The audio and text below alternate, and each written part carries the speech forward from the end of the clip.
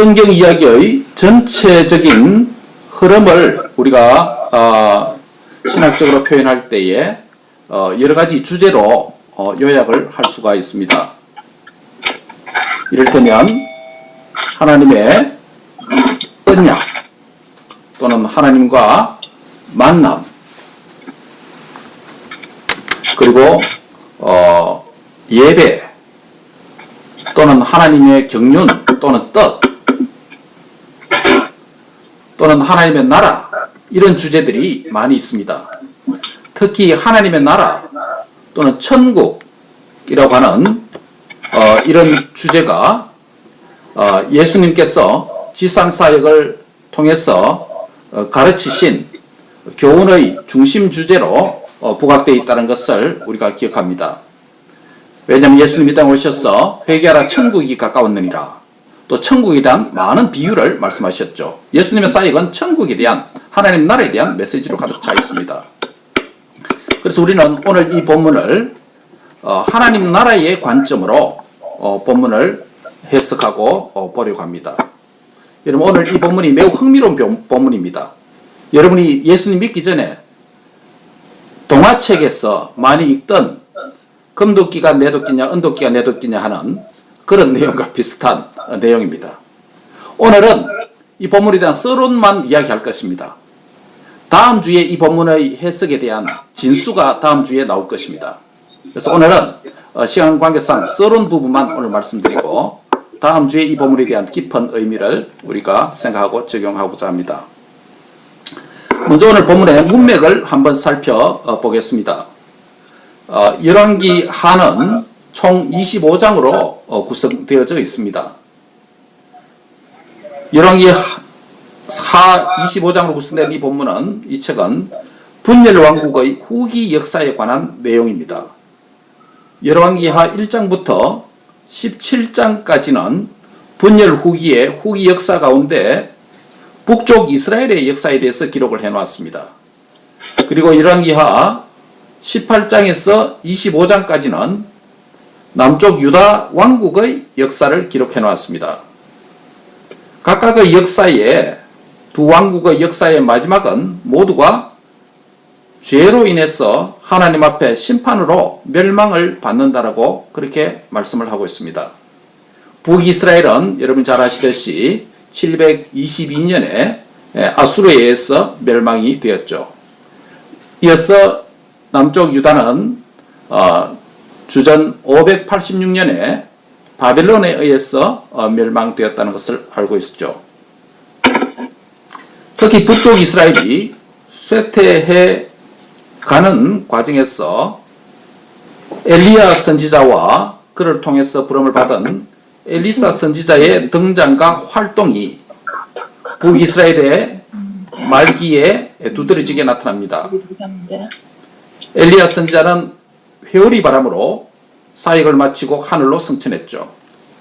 엘리사 선지자가 그 뒤를 이어서 죄악으로 더 깊은 밤으로 쇠퇴해가는 북이스라엘의 영적인 파수꾼으로 등장해서 언약의 백성들을 향해서 회개를 촉구했습니다.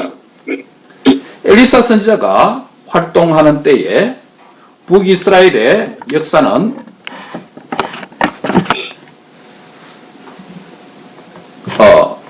왕들과 국가가 하나님 앞에 우상을 숭배하고 범죄하여서 멸망의 심판을 향하여 다름질할 때 엘리사 선지자를 통해 심판을 촉구했지만은 듣지 않았습니다. 이러한 캄캄한 역사 가운데서 모든 사람이 하나님의 긍휼을 다 입은 것은 아니었습니다.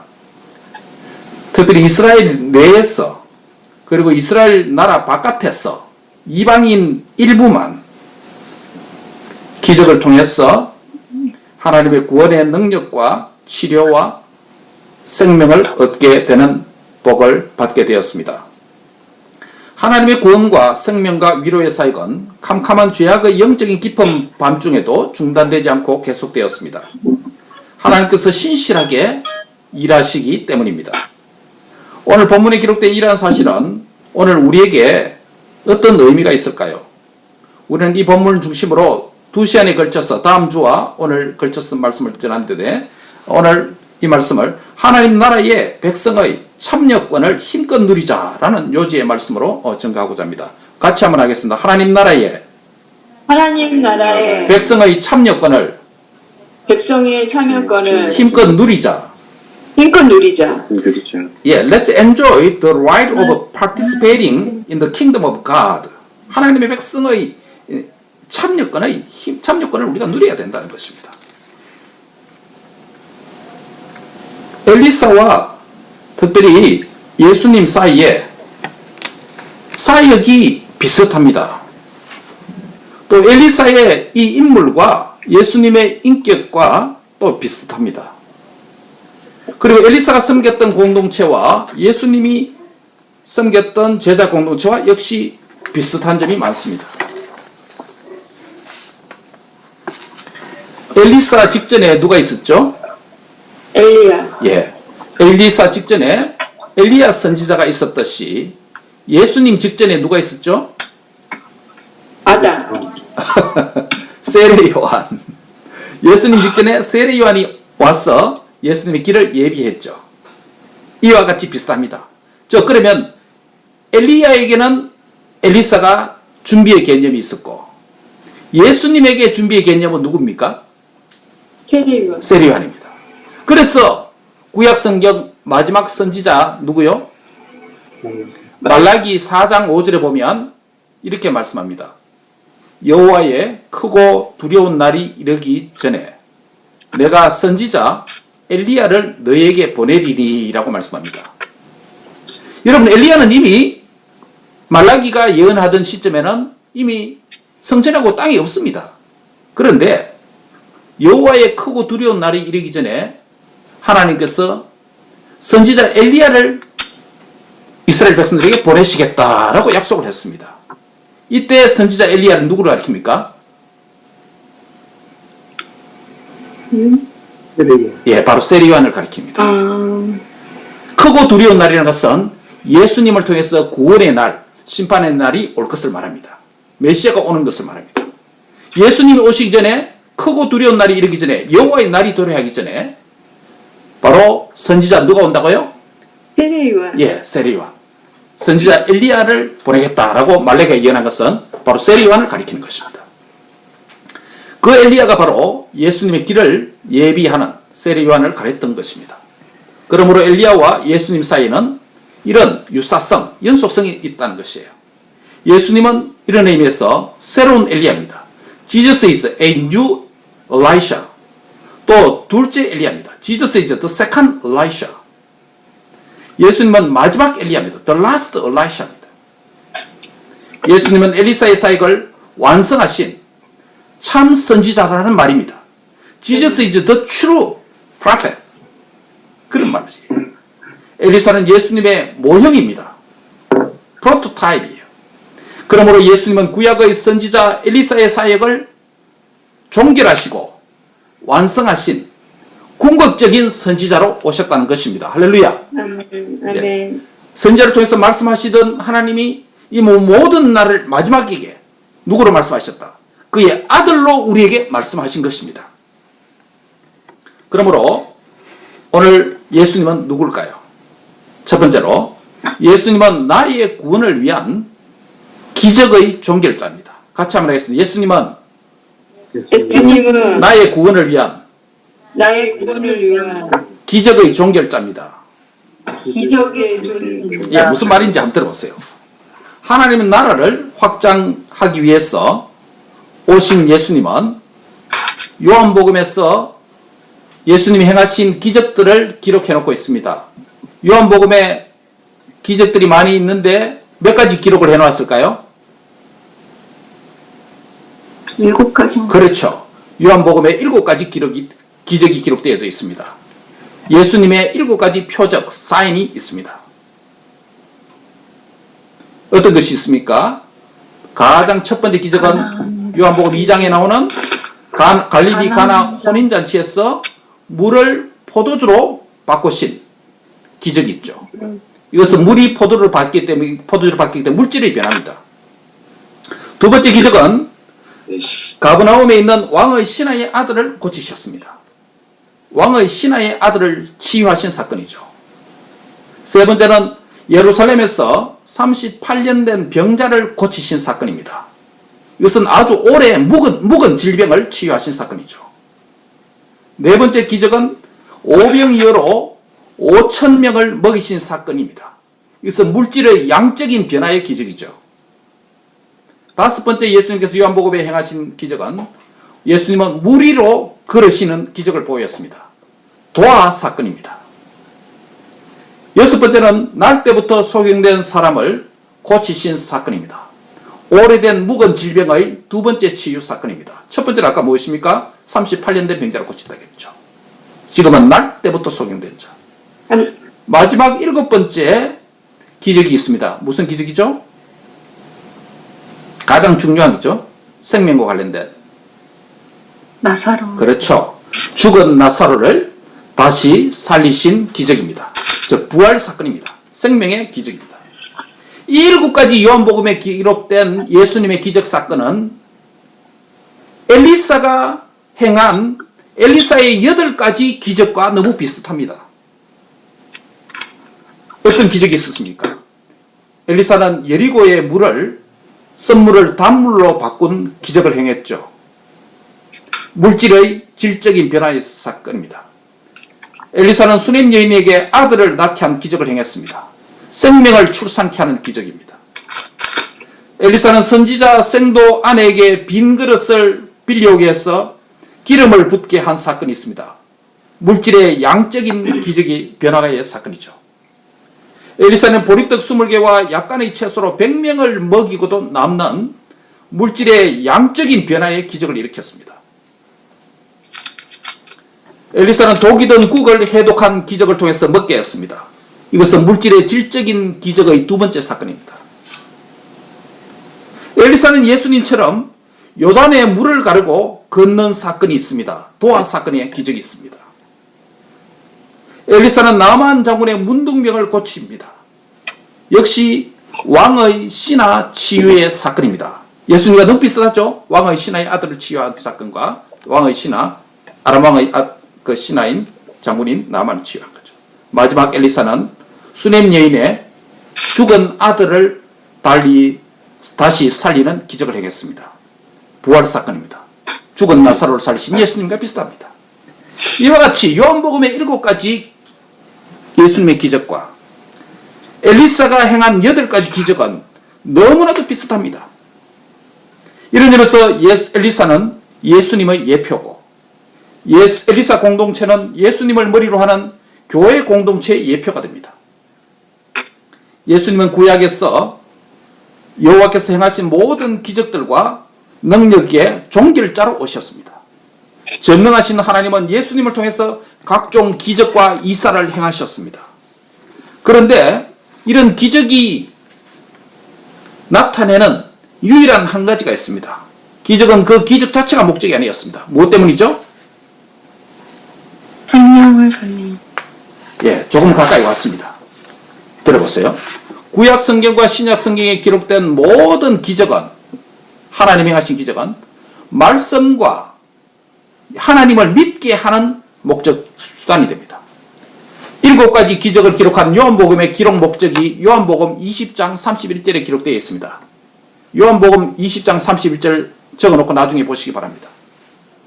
이렇게 말합니다. 오직 이것을 기록하면, 즉 7가지 기적을 기록한 요한복음을 기록한 이유는, 그러면서 뭐라고 말합니까? 너희로 예수님이 하나님의 아들이심을 믿게 하려 함이요. 따라합니다. 믿게 하려 함이요. 믿게 하려 함이요. 믿게 하려 함이요. 예수님 누구신지 믿도록 하기 위한 것이고, 두 번째는 또 너희로 믿고 그를 힘입어, 그 이름을 힘입어 생명을 얻게 하려 함이다 라고 말씀합니다. 따라합니다. 생명을 얻게 하려 함이라. 생명을 얻게 하려. 여기서 7가지 기적을 기록한 요한복음의 기록 목적을 2가지 말하고 있는데, 하나는 예수님이 하나님의 아들이심을 믿게 하는 것이에요. 이것은 예수님이 누구신가에 대한 것입니다. 예수님의 정체성을 알고 믿게 하는 것이 기적의 목적이라는 것이에요. 또 다른 하나는 예수님을 믿어서 예수님의 이름을 힘입어서 생명을, 영생을 얻게 하려는 것이다 라고 말씀합니다. 즉 영원한 생명을 얻는 것이 기적의 목적이라는 것이에요. 이것은 예수님을 믿는 것에 대한 결과적인 축복이죠. 예수님이 어떤 분이십니까? 그분은 대속의 죽음을 죽으시고 장사 지낸 바 되셨다가 성경대로 사흘 만에 다시 사신 분이십니다. 다시 사셔서 성천하신 후에 저와 여러분과 영원히 함께 계시기 위해서 아버지 우편에 계신 그리스도의 영, 곧 오순절 성령님을 저와 여러분에게 보내주신 것입니다. 이 날이 바로 오순절 성령님이 강림하신 날입니다. 그리고 그분은 다시 오실 분입니다. 기적 중에 최고의 기적은 어떤 기적일까요? 하나님이신 그분이 사람의 몸을 입고 오신 성육신과 또 저와 여러분 위해서 십자가에 죽으시고 다시 사신 부활과 그리고 성령님을 보내주신 것이, 그리고 성령님이 오셔서 저와 여러분 안에 내주하는 것, 거룩하신 하나님이 죄인된 우리 몸 안에 어떻게 들어올 수가 있어요? 이게 가능한 일이에요? 예, 신인 합일이 되는 이 기적이에요. 예.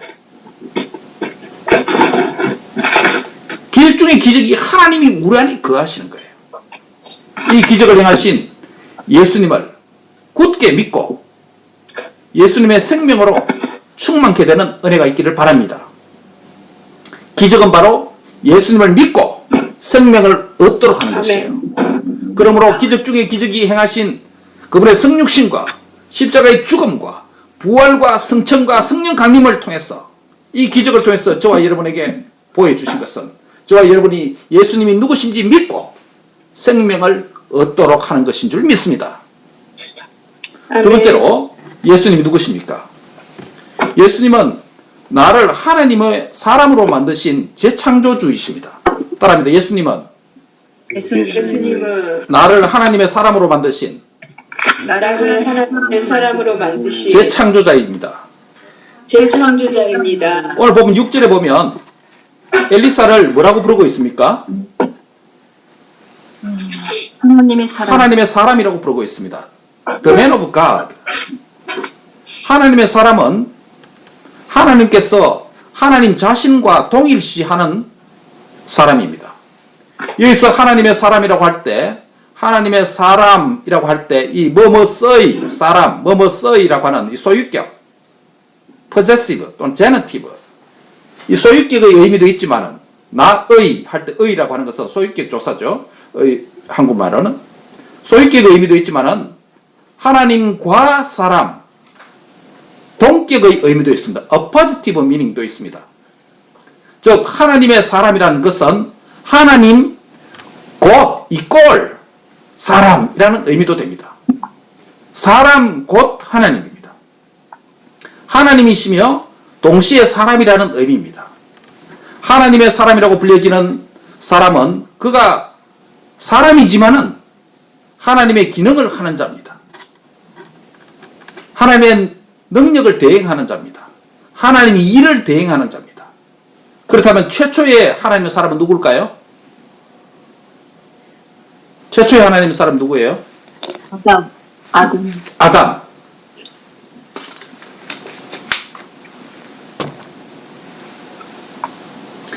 하나님의 형상대로 지음을 받은 아담이죠. 아담은 만물을 다스리시는 하나님의 왕권을 대행하는 하나님의 사람입니다. 다스리고 정복하라 했잖아요. 그 하나님 하실 일인데 맡겨주신 것입니다. 그 외에 성경에서 구약 역사가 진행됨에 따라서 모세를 하나님의 사람이라고 부릅니다. 사무엘을 하나님의 사람이라고 부릅니다. 수많은 선지자들을 하나님의 사람이라고 부릅니다. 사무엘을 하나님의 사람이라고 불렀습니다. 다윗이 또한 하나님의 사람이었습니다. 이와 같이 구약 성경 시대에 하나님의 사람이라고 하는 의미는 하나님께서 자신을 전적으로 위임한 사람을 가리켜서 하나님의 사람이라고 불렀습니다. 하나님의 존재와 능력을 대신하는 사람입니다. 하나님의 구원과 심판의 사역을 말씀과 표적을 통해서 대언하고 대행하는 자가 하나님의 사람이었습니다. 그런데 구약의 이 하나님의 사람 또는 하나님의 종이라고 불려지는 자의 이 인격적인 개념에 대한 더 충만한 개념을 가진 분이 한 분 있습니다. 누굽니까? 예수님. 예수님이에요. 하나님께서 사람의 모양을 입고 오신 성육신된 인카네이티드 된 예수님 자신입니다. 예수님은 완전한 하나님이십니다. 아멘. 아멘. 아멘. 예수님은 완전한 사람으로 오셨습니다. 아멘. 아멘. 그런데 이 초대교회 이래로 이거 가지고 많은 싸움을 했습니다. 예수님은 하나님이다. 또 예수님은 사람은 아니다. 이 양성론 논쟁이 오랫동안 있어 왔습니다. 그래서 칼세톤 종교회의라고 하는 그 회의에서 예수님의 양성론이 예수님은 완벽한 디비니티, 신이시고 또 휴메니티, 완벽한 인성을 가진 분이다라고 최종 확정을 교리적으로 짓습니다. 예수님이 하나님이신 것을 믿습니까? 아멘. 예수님께서 사람이신 것을 믿습니까? 아멘.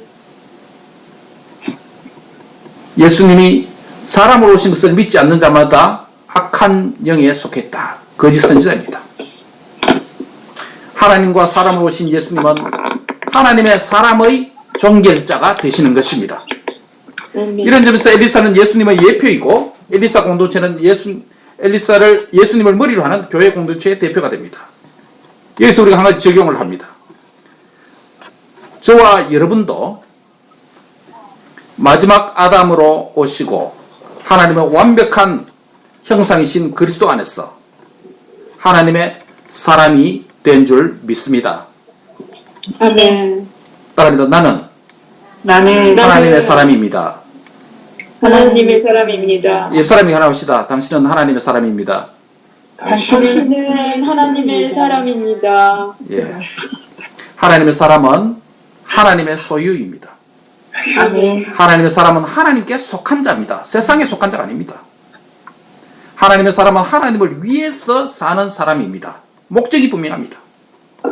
그래서 베드로전서 2장 9절에 이렇게 말씀합니다.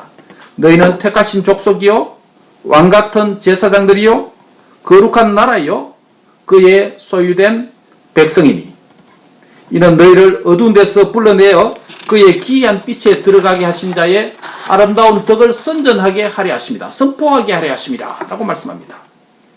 여기서 하나님의 사람은 하나님과 나 사이에 관계와 행위가 있다는 것을 규정합니다.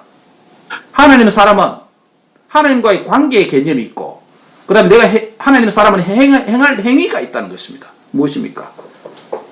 저와 여러분은 하나님과 어떤 관계입니까? 택하신 족속이라고 말합니다. 왕같은 제사장들이라고 말합니다. 거룩한 나라라고 말합니다. 특별히 그분의 소유된 백성이라고 말합니다. 하나님의 사람이라는 것입니다. 하나님의 백성, 하나님의 사람이 된 자는 어떤 행위가 요청됩니까? 우리를 부르신 하나님의 아름다운 덕을 선포하는 삶을 살아야 된다고 말씀합니다. 여기서 덕이라는 말이 무슨 말입니까? 덕이란 말은 단순히 도덕적인 선을 가리키는 말이 아닙니다. 이것은 하나님의 영광을 말합니다. 하나님의 위대함을 말합니다. 하나님의 존귀한 성품을 가리킵니다. 하나님의 지혜와 능력과 정의를 가리킵니다. 그리스도 안에서 이미 저와 여러분은 하나님의 사람이 된 줄 믿습니다. 아멘. 말씀과 성령 안에서 하나님의 사람으로 합당한 하나님의 성품으로 자라가는 성화의 은총이 충만하게 있기를 바랍니다. 아멘. 아름다운 덕을 선포한다는 것은 하나님의 덕을 선포하는 거예요. 이 하나님의 덕을 그분의 정의, 그분의 능력, 지혜, 그분의 위대한 성품 이것을 선포하기 전에 내가 먼저 하나님의 이 성품으로 닮아야 된다는 것이에요. 아멘. 하나님의 사람이 어떻게 돼야 됩니까? 하나님의 덕, 하나님의 성품을 닮아야 됩니다. 그리고 하나님의 사람은 이 하나님의 닮은 성품을 전해야 합니다. 이것이 예수님이 저와 여러분을 하나님의 사람으로 만든 이유인 줄 믿습니다. 마지막 세 번째는 아멘. 예수님이 누구십니까? 예수님은 나에게 자신의 곁을 내어주신 거룩한 어깨가 되십니다. 재밌죠? 한 따라 예수님은 예수님은 나에게 자신의 곁을 내어주신 나에게 자신의 곁을 내어주신 거룩한 어깨가 되십니다. 거룩한 어깨가 되십니다. 예, 거룩한 아멘. 어깨이라니 어깨를 내준다니까 무슨 깡패같이 이렇게 보입니까? 뭐 조폭 어깨가 뭐 그런 말 아니에요. 오늘 본문에 기록된 한글 성경에 보면 함께라는 표현이 나타납니다. 여러 번 나타났죠. 1절에 보면 함께라는 표현이 있습니다. 3절에도 보면 함께 하소서라는 표현이 있습니다. 4절에 보면 함께 간이라는 표현이 있습니다. 1절에 함께라는 이 한글 부사는 완료나 과거를 의미하는 거주하다라는 동사를 수식합니다. 즉 함께 거했다는 말이죠. 과거로부터 지금까지. 이것은 하나님의 사람 엘리사가 과거로부터 쭉 제자들과 함께 있어 왔음을 말합니다. 두 번째로 3절의 함께는 무엇을 말합니까? 3절의 함께는 새로운 처소인 요단을 향하여 갈 때 종들과 함께 하소서라고 할 때 사용된 표현입니다. 이것은 앞으로 다가올 미래에도 여전히 하나님의 사람이 함께 동행해달라고 요청하는 것입니다. 마지막 4절에 나타나는 이 함께의 용법은 현재 동사 간이라라고 하는 함께 간다라 하는 의미로 사용되었습니다. 즉 하나님의 사람은 제자들과 함께 새로운 처소인 요단을 향하여 가고 있습니다. 이 대한 더 깊은 의미는 다음 주에 하려고 합니다.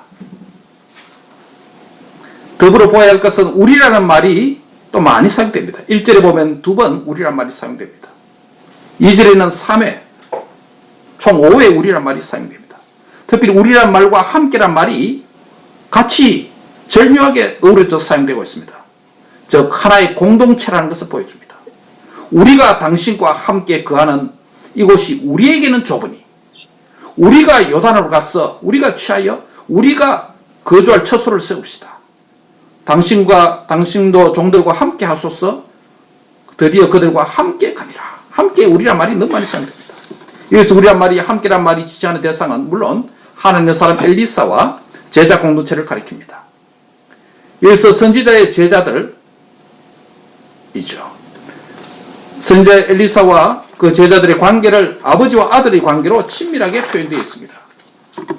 이 관계는 하나님의 말씀과 교훈을 배우는 제자 공동체, 곧 주의 뜻을 배우고 행하는 제자 공동체를 의미합니다. 이 공동체는 신약 시대에 있을 교회 공동체의 구약의 한 원형을 보여줍니다.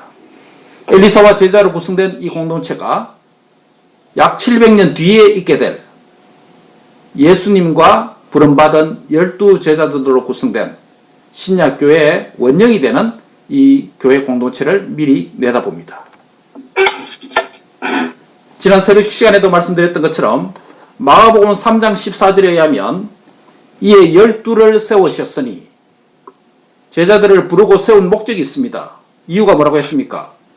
이는 자기와 함께 있게 하시고 라고 마가복음 3장 14절에 말합니다.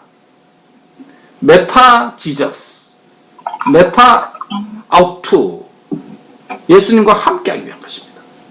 예수님께서 12제자를 부르시고 세우신 것은 함께 있게 하기 위해서 부르셨다라고 증거합니다. 여기서 함께란 말은 하나님 나라 공동체적인 의미를 말합니다. 즉 주님께서 주인 되신 공동체 구성과 공동체의 삶을 추구하는 것입니다. 교회의 시작은 처음부터 공동체로 시작되었습니다. 교회의 머리 대신 그리스도를 중심으로 우리는 서로가 지체로 연합하고 쌍합하고 하나가 되는 그런 공동체입니다. 특별히 부활의 주님을 개인적으로 만난 사도 바울도 그의 쓰신 에베소서 2장 5절 6절에 보면 뭐라고 말합니까? 동일하게 함께라는 단어를 의미 있게 사면에 사용합니다. 따라합니다. 함께 살리셨고 함께 살리셨고 함께 일으키사 함께 일으키사 함께 하늘에 앉히시니 함께 하늘에 앉히사 누구와 함께 됐다는 것이에요? 성령 예수님. 예수님이 십자가 죽으실 때 우리도 예수님과 함께 죽었다는 것이에요. 예수님 부활하실 때 우리도 함께 일어났다는 것이에요. 또 예수님이 승천하시고 하나님 우편에 앉아 계실 때 우리도 함께 하나님 우편에 앉은 자가 되었다는 것이에요. 할렐루야. 이것이 에베소 2장 5절 6절의 의미입니다. 조금 어려운 말로만 하면 기독론을 통해서 교회론을 설명합니다. 예수님을 통해서 함께된 공동체인 교회를 설명한다는 것이죠. 하나님께서 우리와 함께 계시기 위해서 임마누엘로 이 땅에 오셨습니다. 구원자이신 주 예수님께서 구원 공동체인 교회인 우리와 함께 하시고 우리를 지금도 통치하고 계십니다. 영원히 함께 계시기 위해서 승천하신 이후에 누구를 보내주셨습니까? 성령님. 예, 오순절 성령님을 보내주셨습니다. 그래서 지금 그리스도의 영이 우리 안에 계시잖아요. 아멘. 예. 그래서 안 떠나시잖아요. 영원히 함께 하십니다. 아멘. 예. 여러분이 질병 가운데도 있을 때도 성령님은 여러분과 함께 계십니다.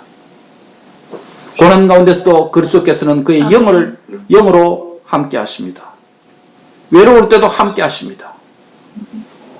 기쁠 때도 함께 하십니다.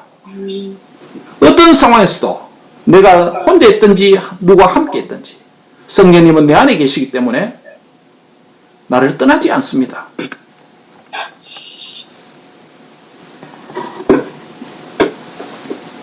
그러므로 예수님은 나와 함께함의 종결자가 되십니다.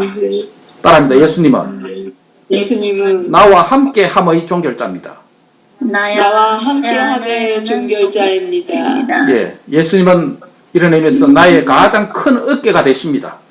아멘. 예수님과 함께하는 것이 나에게 위로가 되고 능력이 되고 소망이라는 것을 믿으시기 바랍니다. 아멘. 과거에도 나와 함께 하셨고 이제도 함께 계시고 영원히 함께 계시는 분이신 줄 믿습니다. 아멘. 예수님은 아멘. 우리에게 에벤 에셀의 하나님이시고 예수님은 현재 나와 함께 계시는 임마누엘의 하나님이시고 아멘. 예수님은 미래에 나와 함께 하실 여호와 이레의 하나님이신 줄 믿습니다. 아멘. 말씀을 냈습니다.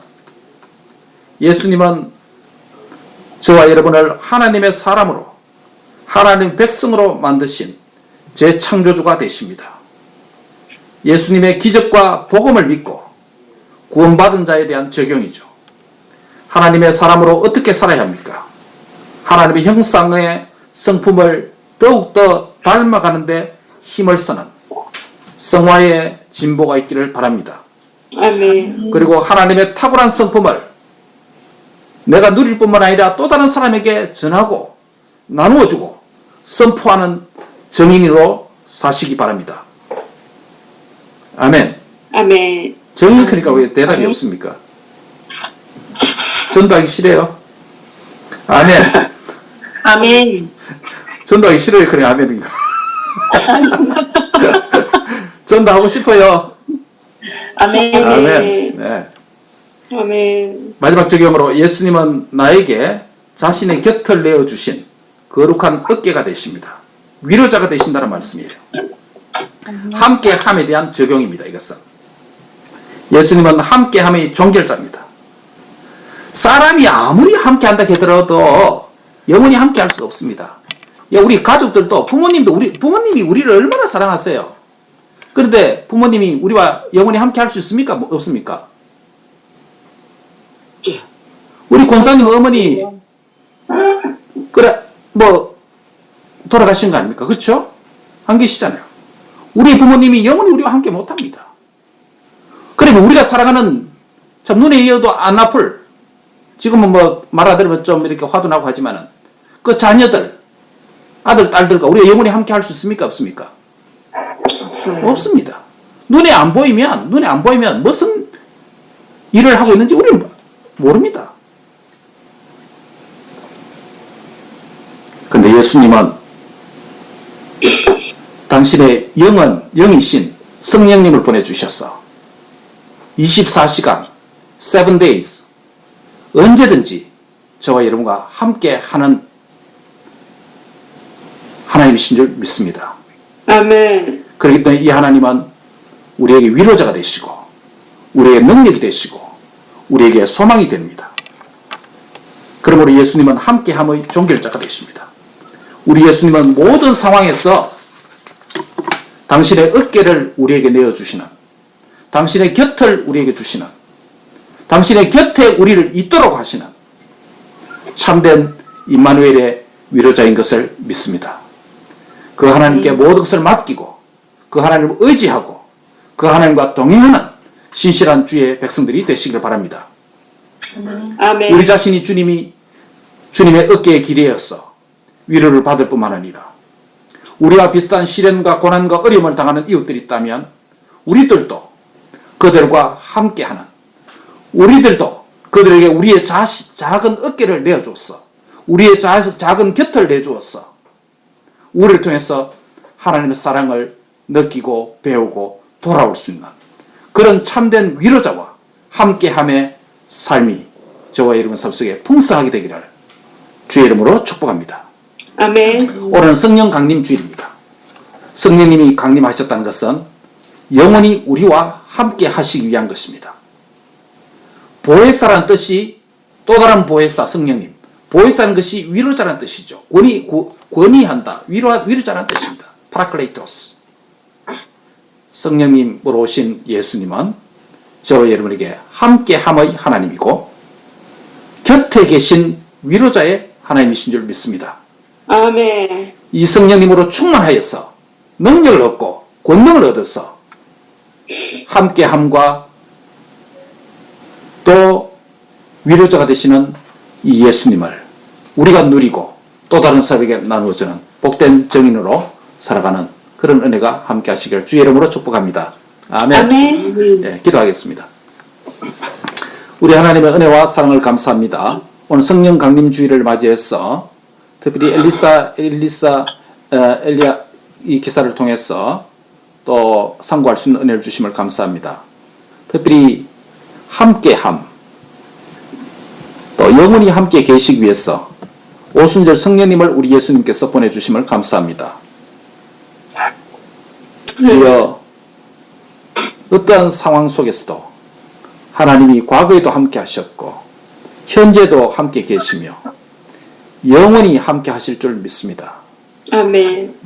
또한 주께서 우리에게 참된 위로자가 되어 주셔서 우리에게 자신의 곁을 내어주시고 자신의 곁에 있도록 허락하시고 거룩한 기댈 어깨가 되어 주심을 감사합니다. 아멘. 예수님으로부터 참된 위로를 받게 해주시고 나의 모든 문제를 예수님께 맡기게 해주시고 아버지. 그분을 의지하는, 그분께 기대는 주의 자녀들 되도록 축복해 주시옵소서. 아멘. 이것이 성령 안에서, 그리스도 안에서, 복음 안에서 하나님의 사람이 누려야 될, 지상에서 누려야 될 큰 복인 줄 알고 마음껏 누리는 복된 성도들 다 되도록 축복해 주시옵소서. 예수님의 이름으로 감사하며 아멘. 기도하옵나이다. 아멘. 아멘. 예, 감사합니다.